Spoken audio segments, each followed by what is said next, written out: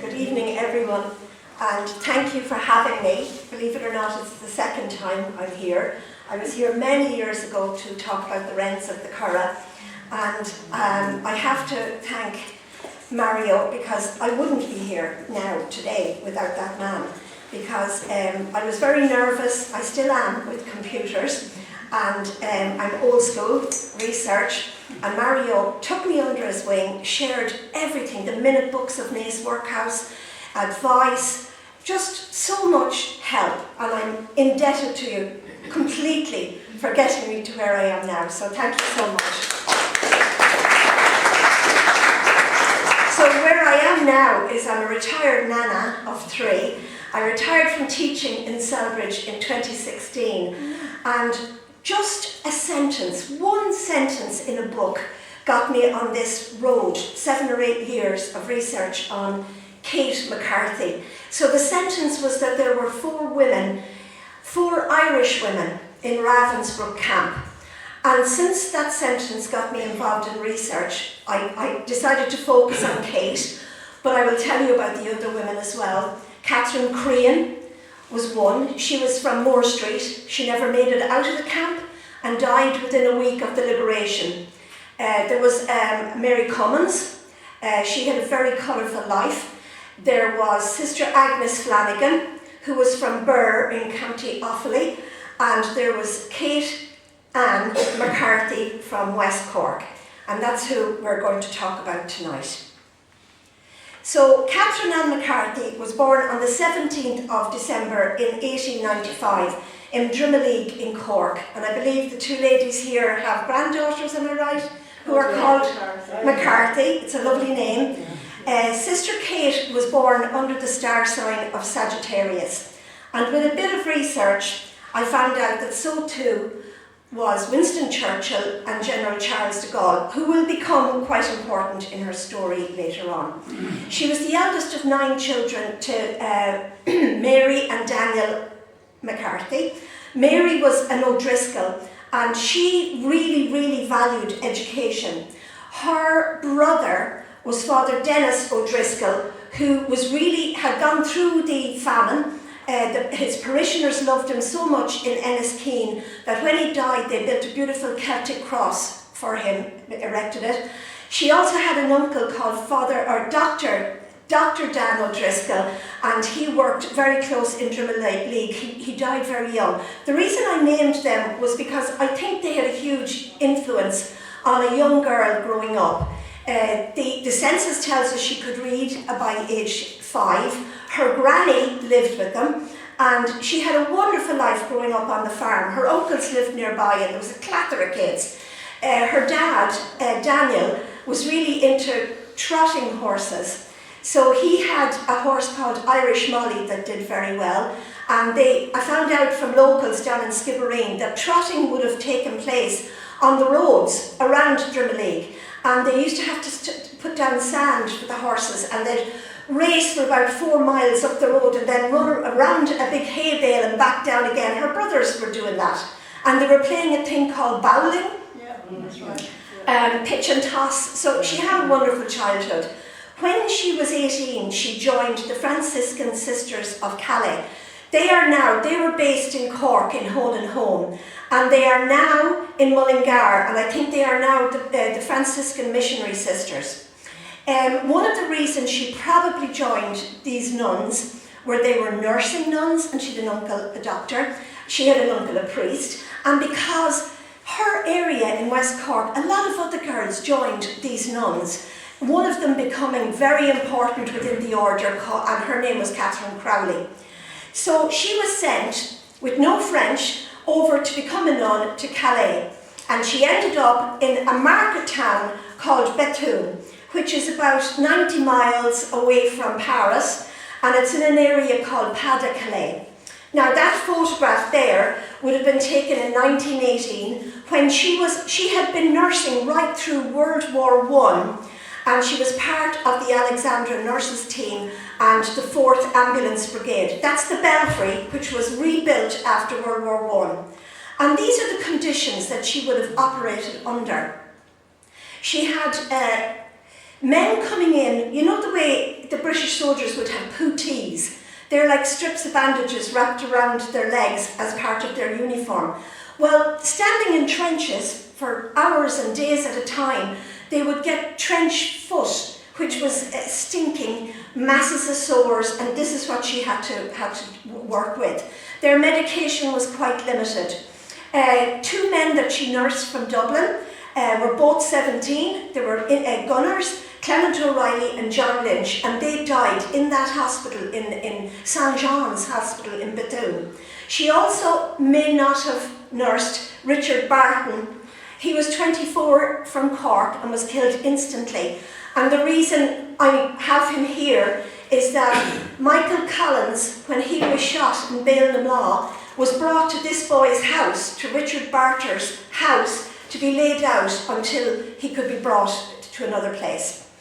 There were over 3,004 World War I soldiers in the Commonwealth graveyard in Bethune. In 1918, the nurses and the nuns, the nursing nuns I should probably, I'm putting this on and off because I can't see you. This is for reading the computer, so sorry for confusing you. They were sent to Helflow, and she took her final vows there.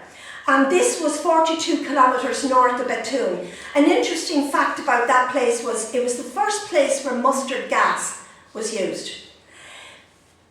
The first victims were there. After the war, she went with other nurses to set up a hospital in Monroe in Louisiana. And the reason she was sent there, because she had to do what she was told, was that Sister Catherine Crowley, who was now Mother Bethany, had set up a hospital there, and she wanted nurses with a load of experience. So Sister Kate went out on a big ship and then a 5-day journey down in terrible heat down to Louisiana. It was swampland, malaria was rife. The graveyard over there to this day is full of Irish nuns' graves. And one of the conditions were very poor. The coloured people were never turned away from the hospital, and they bartered. They might have brought a chicken or they might have brought some eggs, but they were always taken in. And there's a great story told by one of the nuns. Her name was Sister Reginald Slattery, and she had a right-hand man who was a coloured gentleman. And one evening, she looked out the door and she saw a crowd of people emerging from the bushes, and they were a lynch mob. They wanted one of the coloured men from the hospital to be taken out and lynched.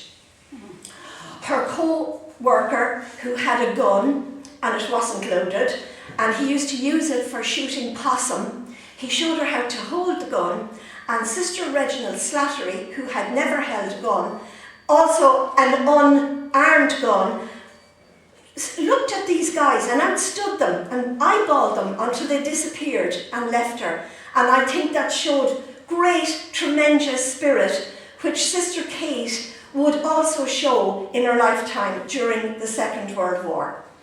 So we know the Second World War started in September, and then there was a year of sort of at the lull before the Germans actually invaded France and Belgium. From May the 10th, there was a mass exodus from Belgium down through France and from northern Pas-de-Calais down south, because you can see from that map that the paler pink was where the free zone was going to be. Sister Kate, there was hand-to-hand combat in March and in May, and they boarded up the windows in the hospital, and she went room to room in her black nurse's outfit.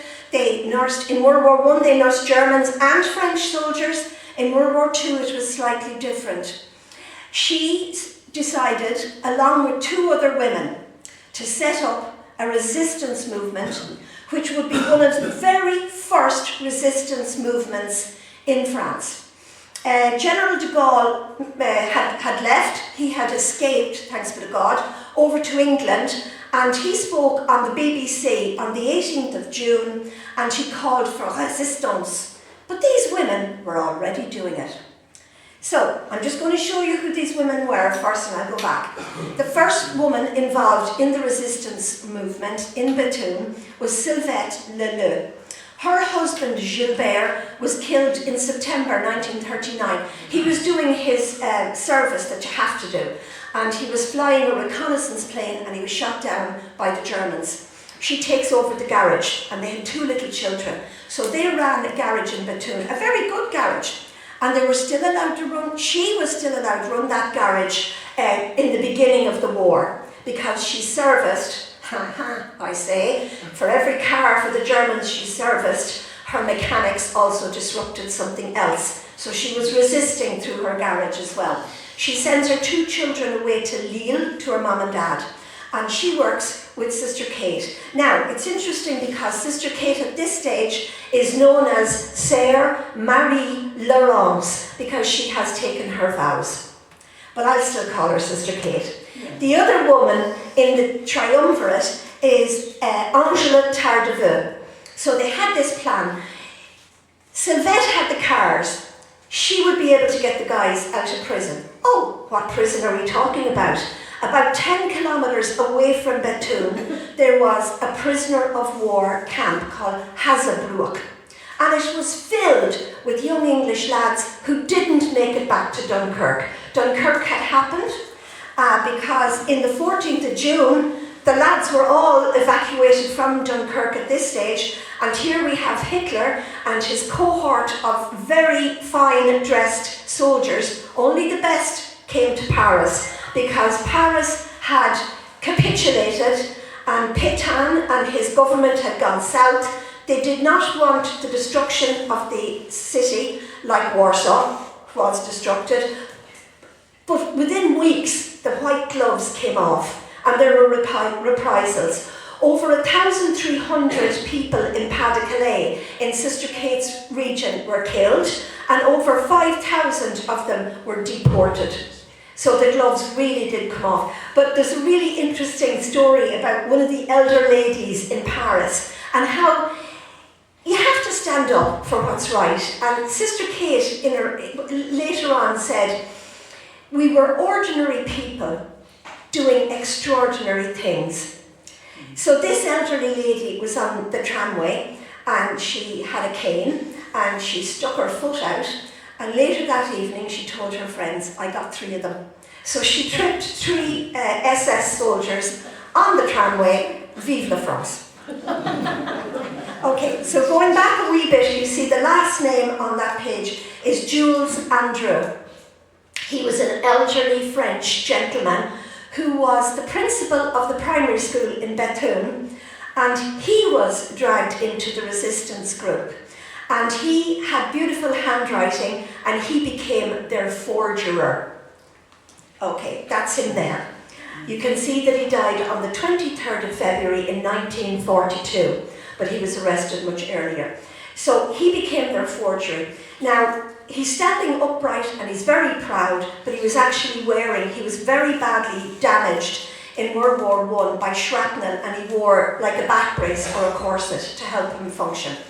He was executed with 6 others who were part of the resistance movement. And according to the war diary of Father Franz Stuck, himself, Jules, and the other men, including a young boy of 18, got communion and confession on the morning of their execution. And this is that young boy. His name is René Sénéchal, and he was quite young when he started in the resistance. Sylvette loved him. He was like her son.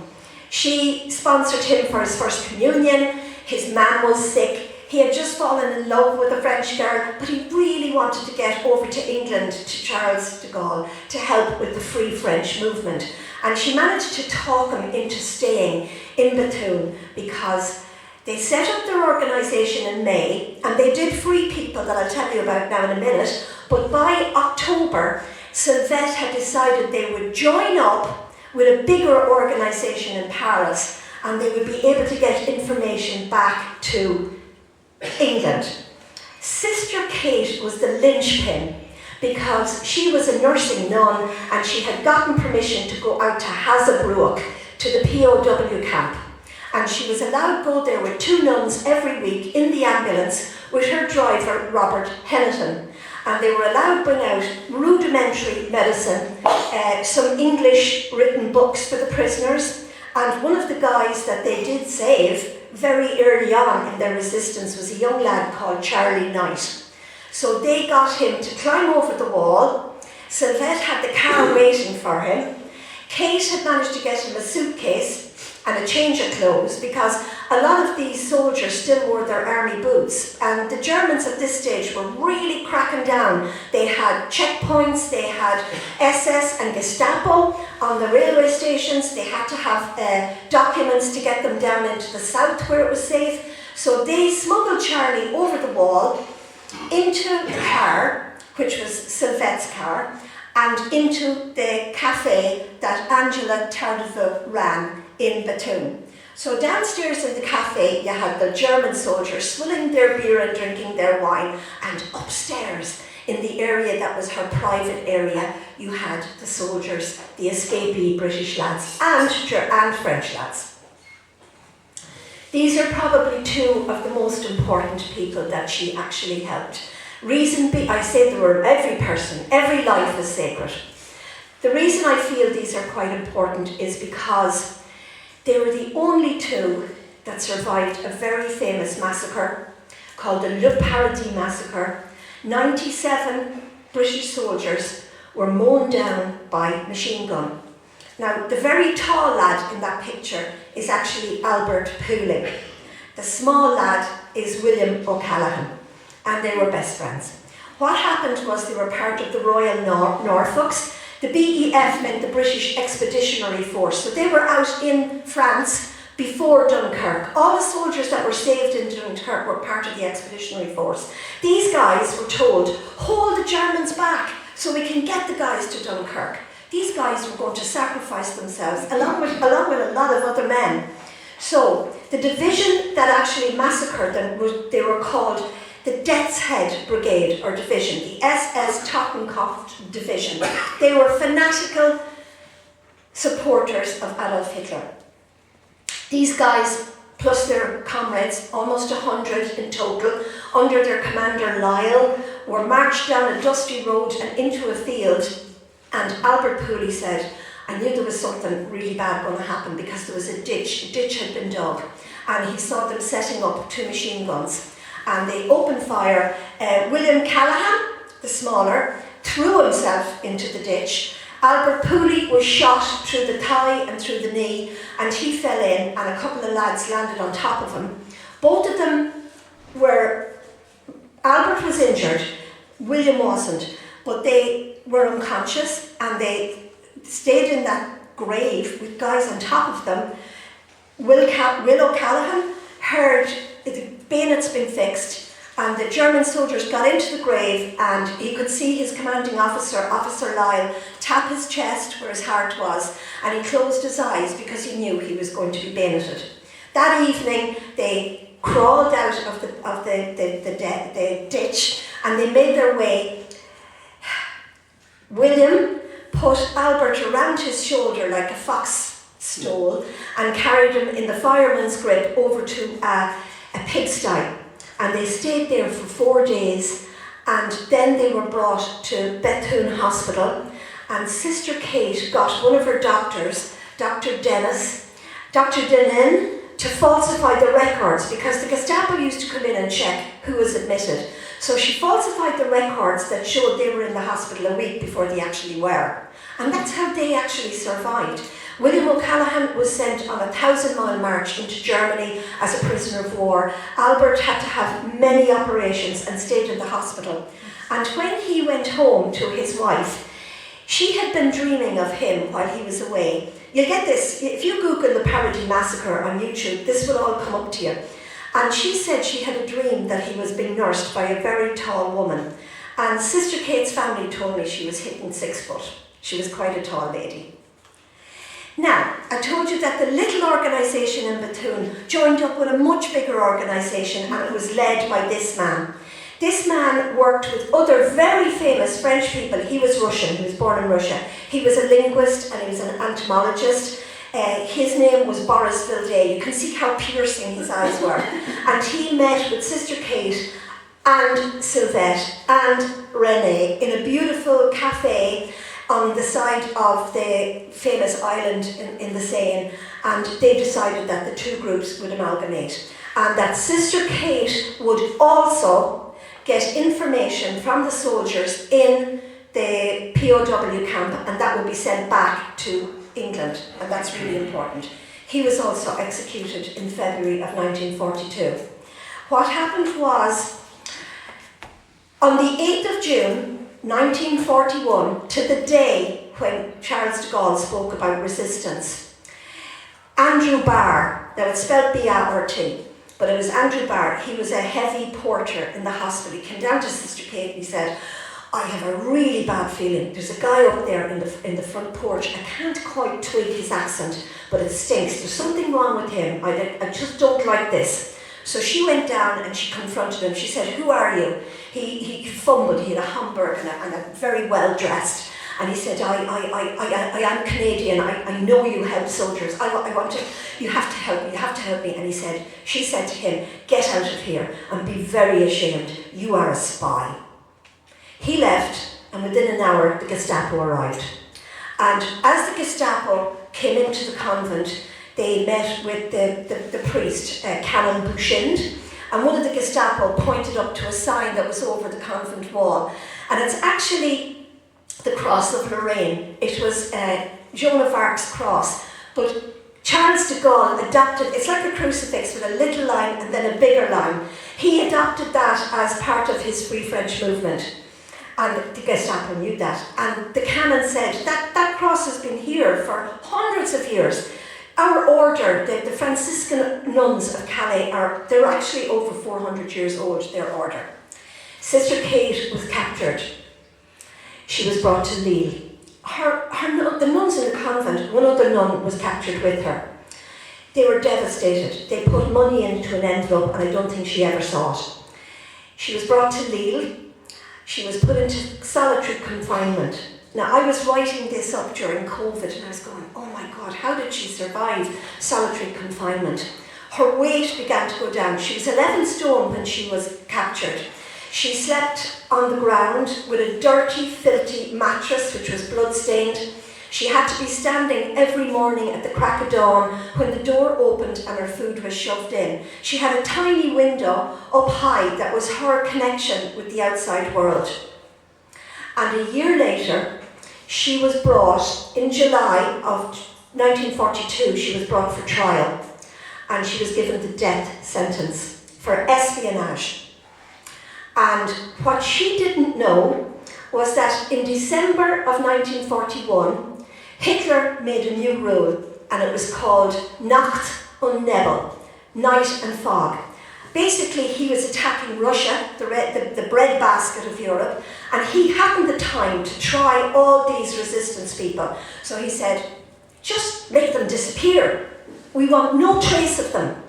So she was brought back to the barracks, to the prison camp where she was in jail in Lille, and she heard a week later that her driver, Robert Hennepin, was shot, along with Boris, along with René, along with Jules, and along with others of the bigger resistance movement. She was then moved. She went on a journey of 1,600 kilometres. And during that journey, when she got to a place called, wait, no, I get up to it, here, it's very close to Essen and Dortmund. It was called Anrath. When she was in Anrath, she had the joy of meeting up with Sylvette Leleu again, because German efficiency had M for McCarthy next door to L for Leleu, so they were next door prisoners.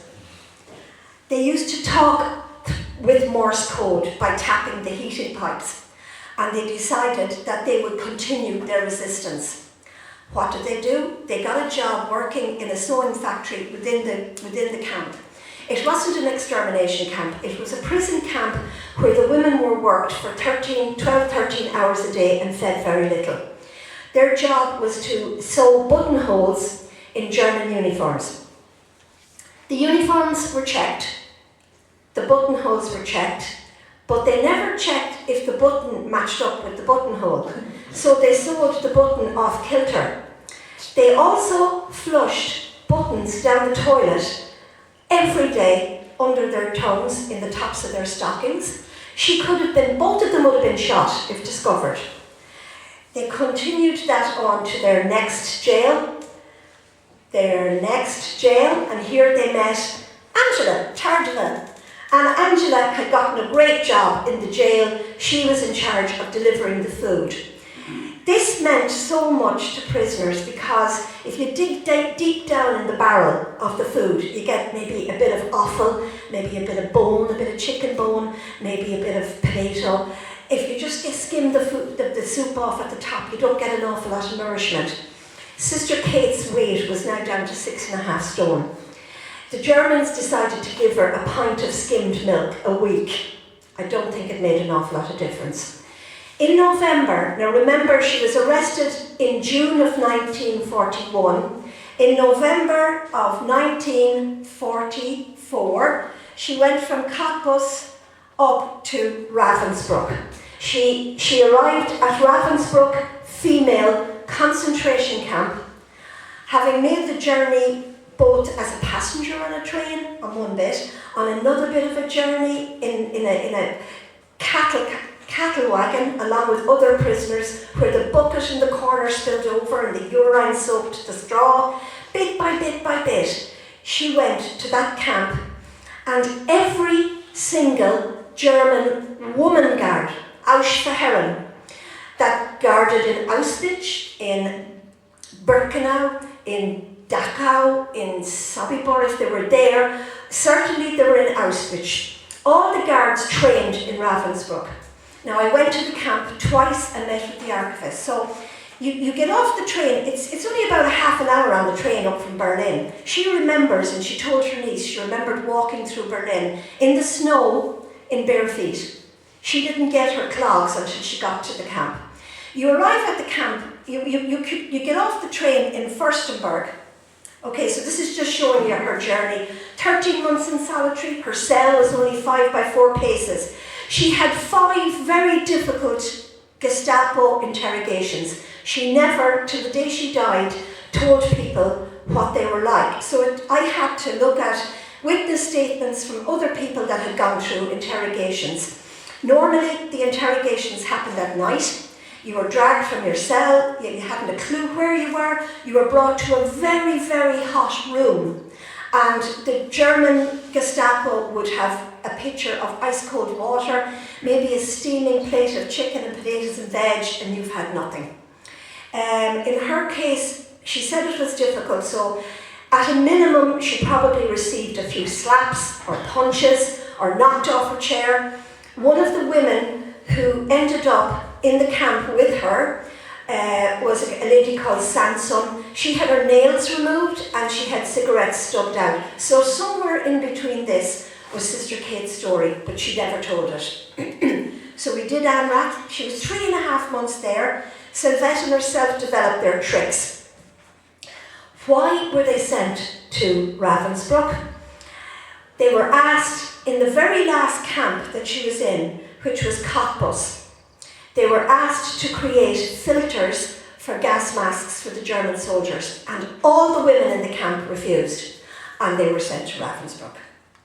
This is a picture of Fürstenberg. My husband said that there was a great beer when he was young in the 70s called Fürstenberg, so I presume it came from Fürstenberg. There was a beautiful lake where people used to go rowing. That lake is right beside the camp. That lake is now a graveyard to over 30,000 women and children. There was a men's camp close by, but the women never really saw them. The camp was made maybe in 1938 by prisoners from Sachsenhausen, which was quite close. The women were all, when they arrived at the camp, okay, so I went to the camp, you come in the main gate. They weren't tattooed on their arms like the prisoners in Auschwitz were. They were given a triangle which was coloured. Homosexuals were pink, antisocial, Jehovah's Witnesses, who else? Political prisoners. Hers was red because she was a political prisoner. This camp was built by Himmler on his land, so he would have made money out of this. It had one of the largest factories called Texled in the very back of the camp. So you come in and there's a big square, and that's where they did their roll call every morning at 4 o'clock in the morning. I don't know if anybody here, I'm sure a lot of you have visited Ravenbrück camps and you've seen what their huts are like. In this camp in Ravenbrück, there's very little left of their huts because it was within the Iron Curtain after the war, so very little knowledge came out until the unification in the 1990s of Germany. They were made work, oh my God, the ladies in the Nacht und Nebel, they had the hardest job of all. They were part of the Sand Brigade, they were part of the Bog Brigade, and they were part of the sewers in the Texled factory. The guy that ran that factory was an SS man called Binder. He met his comeuppance at the Hamburg trials. His favourite taunt was to take the back of a lady's head and smash it off the Singer sewing machine because they weren't working hard enough. Sister Kate was part of the Sand Brigade. So basically what they had to do was, you see the wagons that are there? Those women would push those wagons because they wanted to extend the camp all the time. They were extending. And they would push the sand, they would dig the sand. Even when she arrived in November, she could barely hold the shovel. The ground was so hard. They worked like a conveyor belt. The women would throw bags of sand to the next one, and then they would fill the carts, go to the lake and dump it in, and then bring the cart back and redo it. Day in, day night. And she was part of Barracks 32.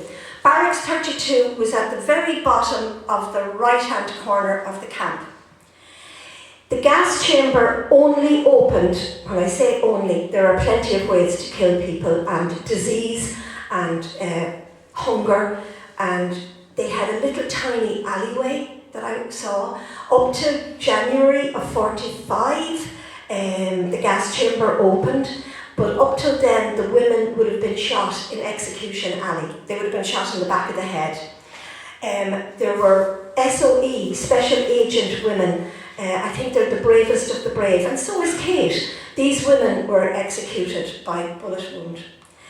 What happened there, I want to tell you too about the Polish rabbits. So one of the terrible parts of this camp was that Himmler adored Reinhard Heydrich, who was HHH. If you ever get a chance to read a book called HHH, and you might see a film called Andropod, which was Cillian Murphy and Jamie Dornan. They played the part of Czech resistance workers who were dropped into Prague to get this guy, Reinhard Heydrich, and they got a bomb thrown in his car, and he died a few days later from the sores and the infections of his wounds.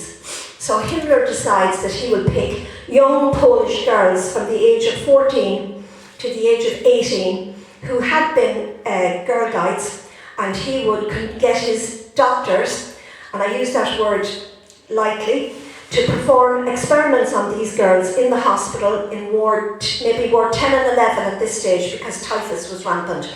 And they opened their legs, sometimes without anaesthetic, mostly with anaesthetic. What they put in was, they put in bacteria, they put in glass, they put in wood, they put in bits of material, because that's what Reinhard Heydrich died from. The leather seats invaded his body with the explosion.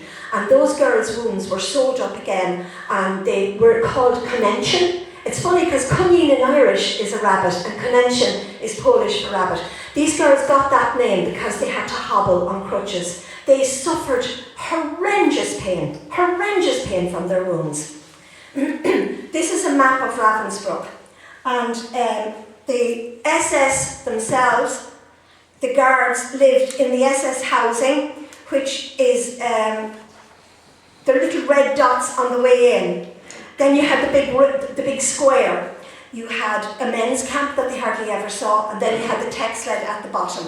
And you can see the lake, which became the cemetery for so many women. This girl is called the star of the camp, and that was in a frightful way. The women were so scared of her. Doesn't she look anything but horrific there? Mm-hmm. She was 26 when she was hanged. Her name was Dorothea Binns. Now, Sister Kate called her B-I-N-N-S, and it took me ages to find out who she was. She was a native of Furstenberg. She had a little pet poodle doggy that she used to put on her bike, but she also had her Alsatian that she would set on the women if they didn't work fast enough in the sand columns and brigade. Sister Kate speaks of seeing a woman's thigh being ripped to shreds by one of these dogs. She was beyond bad. That's all I can say. She took a dislike to anybody that was pretty. So when the women arrived, they would go to the shower block. The shower block was very small and they had their shower there, and this would have been so embarrassing for a lady, a nun, to have to be naked in front of her comrades. But she said they learned to have a wicked sense of humour and to make fun of everything. And when she came out, she said to Sylvette, "Oh my God," she said, I hope you look better than I do, but we're here together." But they had lost Angela. In Berlin, Angela got separated from them, and there was just the two of them at this stage. She was tried and she was hanged by Albert Pierrepoint. She was 27, I said 26, she was 27. Sister Kate had a really good friend there. She's the lady that's at the very back of that picture. Her nose is slightly crooked because when Sister Kate arrived in November, Mary O'Shaughnessy came to Barrack 32 to say hi. She said, "I have an Irish passport." She said, "I was born in England, in Wigan, but both my parents are from Ireland." Now, she survived, the very last sentence says, survives the Jugendlager. This was a place which was step one on the ladder to the gas chamber. The Germans did not want mass hysteria, so they wanted to start gassing. Himmler said, "You've got to up the numbers. It has to be at least 5,000, 6,000 women a week into the gas chamber, which would take 150 to 200. How are we going to do that without making the women revolt? And remember, there was Russian Red Army soldiers, prisoners in Ravensbrück as well. They developed this pink ticket, which said, the bearer of this ticket will go to a special camp called Mittwerda.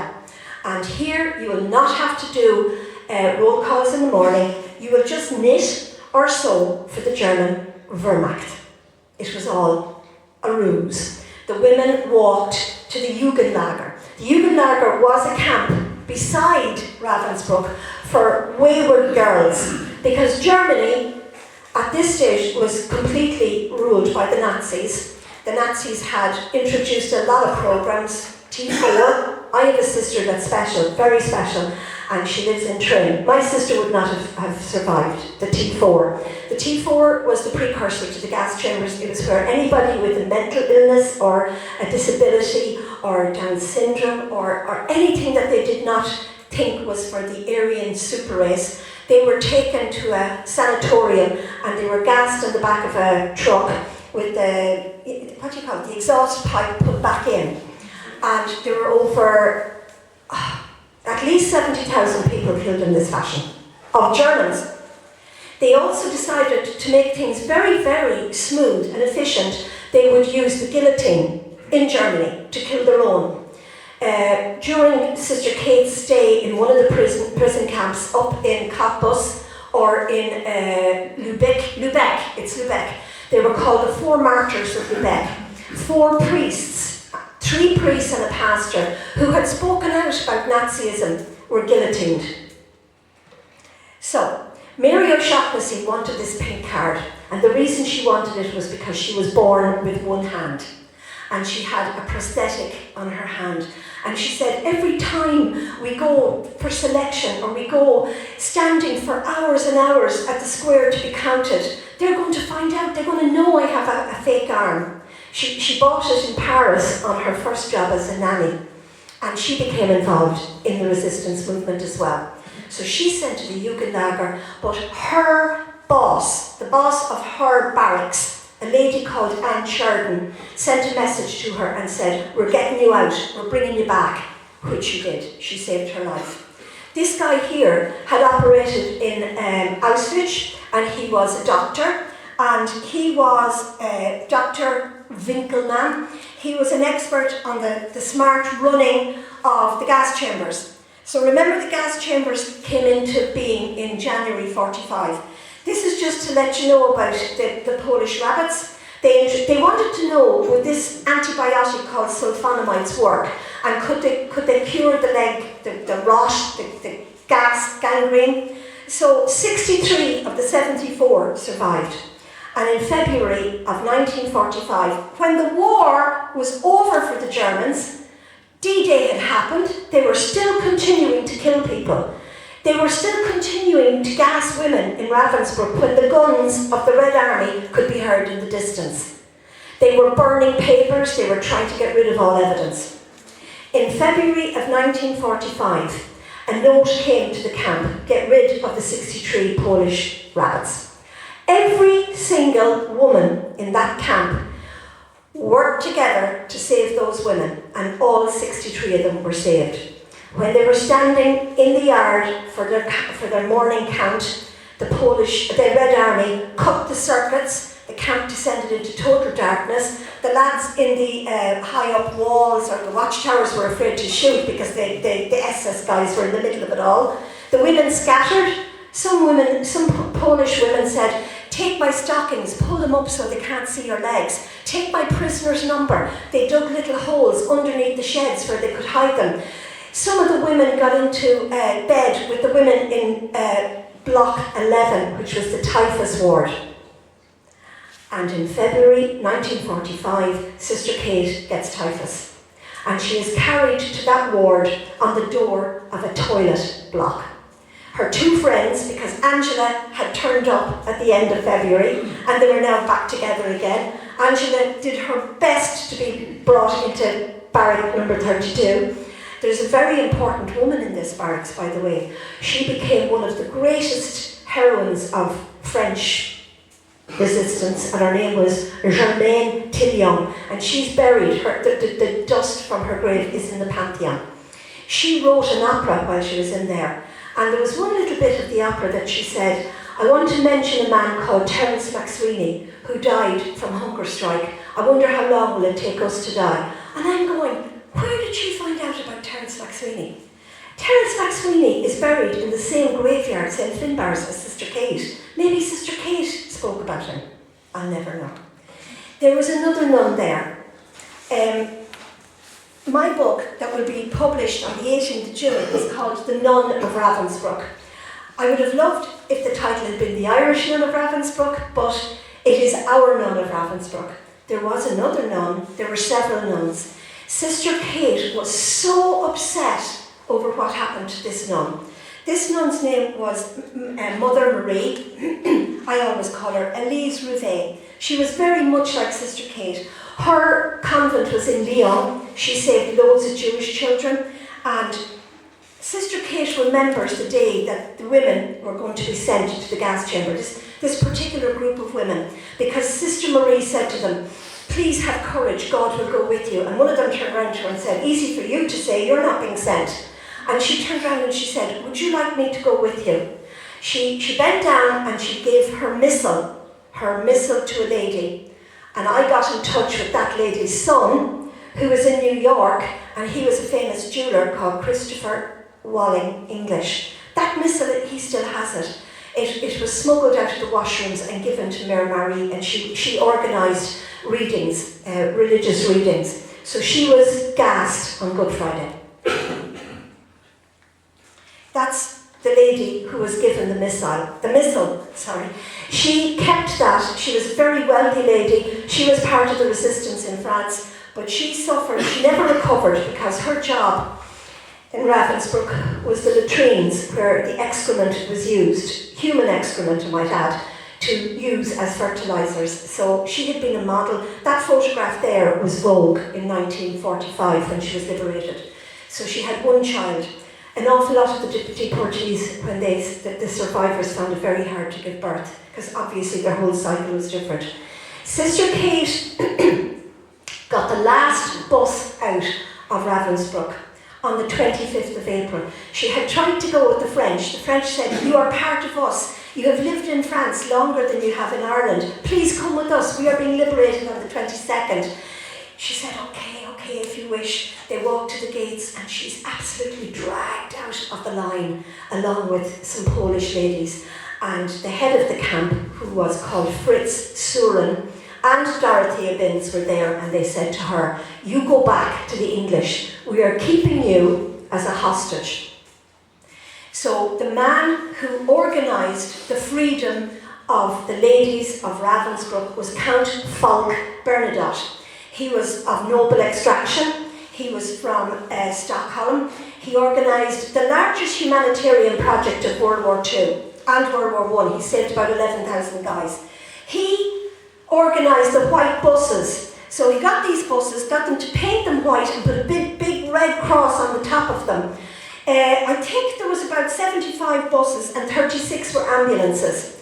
His leader was Danish, Akke Svensson, and they journeyed, and as I said, Sister Kate got on the last bus out. How did she get out? She got out because of a little English woman called Mary Lindell. And Mary Lindell was a nurse in World War I. Kate never really got on well with her. She was very feisty. She was very authoritative in the camp. She had the German doctor under her little finger. He'd do a lot for her. She kept a secret list of all the British, Canadian, American women that were in the camp, and that list was smuggled to Akke Svensson, and that's how they got on the last bus out.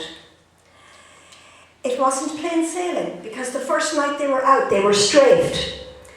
They went into a forest. A baby was born in the forest of one of the women who were on the bus. When they got to a place in Denmark called Padberg, and they were going to cross over then into Sweden, they discovered that there was an SS woman on the bus. One of the prisoners recognised her, so she was taken off. This is the day that those women arrived in Malmö.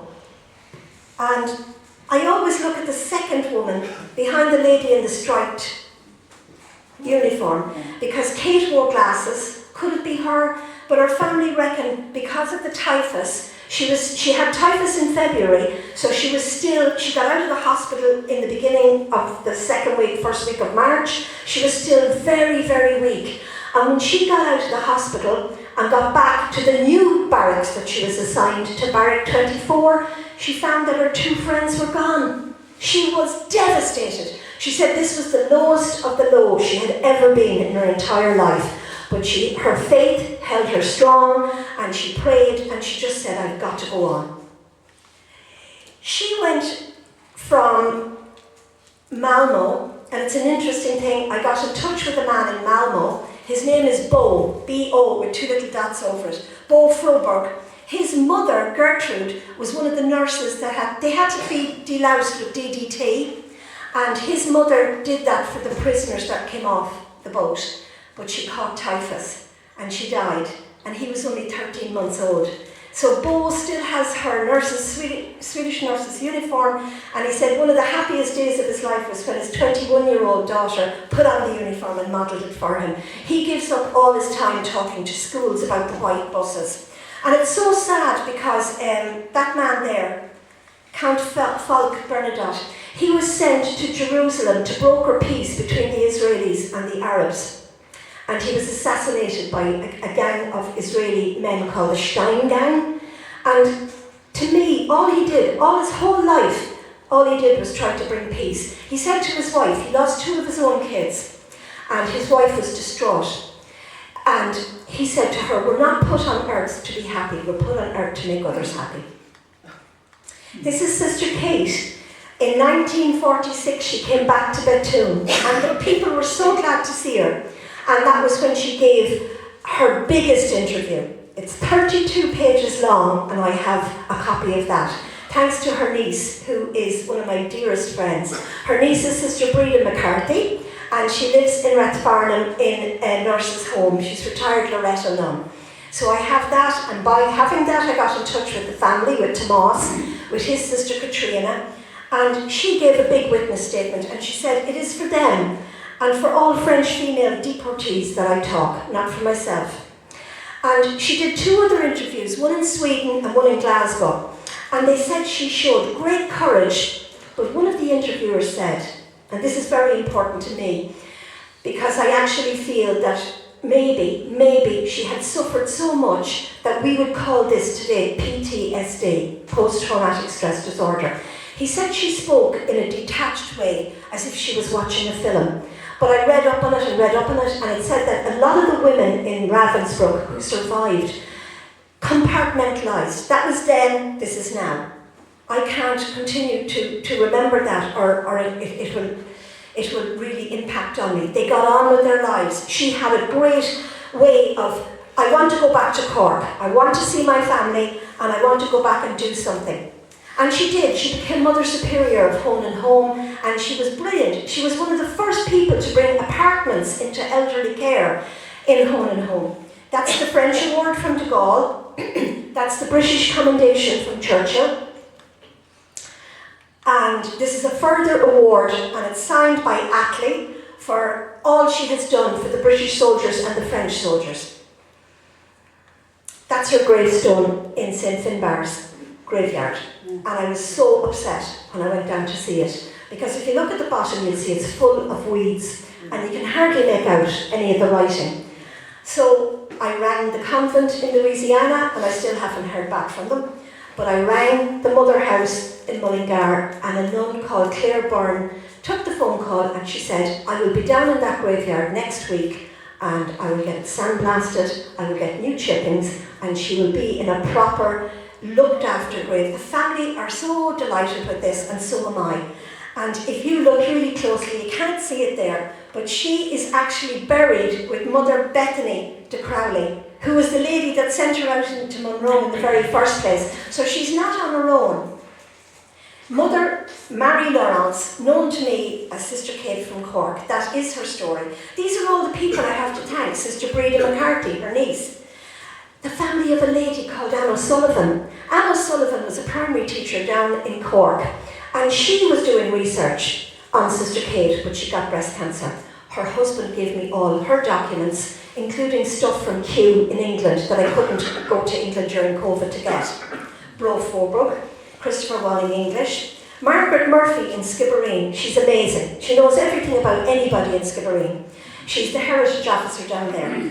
My own family who put up with me and still do. But most of all, to thank all of you who came out tonight to hear the remarkable story of Sister Kate McCarthy. And my son Neil said, he's a bit of a cyclist, he said, Ma, I hate being called Ma, by the way, Ma, you have to tell them about Gino Bartali. He was a cyclist for the Tour de France. He trained in Italy. But as he was cycling, the shaft of his bicycle, he had all his resistance papers in there, and he'd be waving to the Germans and he'd be cycling along. He said, good is something you do, not something you talk about. Some medals are pinned to your soul, not to your jacket. And right now, there's a huge interest in Sister Kate McCarthy in France, in Bethune. The rights of the book have been sold to France, to Spain, to Holland. And there are a group of professors doing a project with 9th grade French children. The Irish Embassy in Berlin is fighting hard for a plaque to be put up in the camp for the Irish women in Ravensbrück. And I'm hoping that when the book actually gets out there, that something will be done for her in Ireland. Like, none of us really knew much about her. One sentence in the book took us on this journey, and now you guys know about her. And I'm sure you all have your own history and your own stories. And that's the greatest thing, it still doesn't end. 2 weeks ago, we found out about another girl in the camp. Her name was Boss Looper, she was from Cork, and she'd married a Dutchman. So it still goes on. And thank you so much for being such a wonderful audience.